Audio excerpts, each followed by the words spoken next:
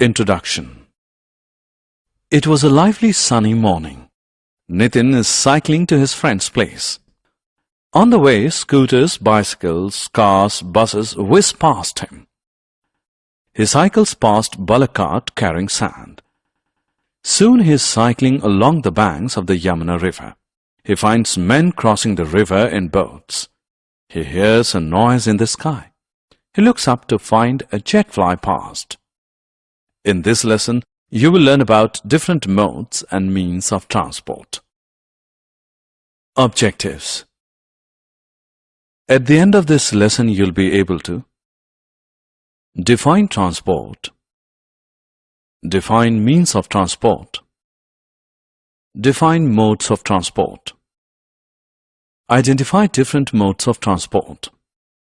Transport, the movement of goods, animals, and people from one place to another is known as transportation. People use cycles, scooters, cars, buses, trains, boats, ships and aeroplanes to move from one place to another. The vehicles used to move goods and passengers from one place to another are called means of transport. Modes of transport. Goods, animals, and people can be transported by road, rail, water, or air. Different mediums used for transportation are known as the modes of transport. Modes of transport can be broadly divided into three categories: land transport, water transport, and air transport. Self-assessment. Drag and drop each means of transport into its respective mode. Land transport. The movement of goods and passengers on land is known as land transport. Land transport is of two types: road transport and rail transport.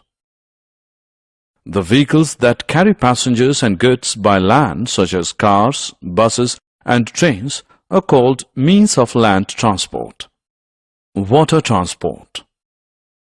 The movement of goods and passengers on water is called water transport.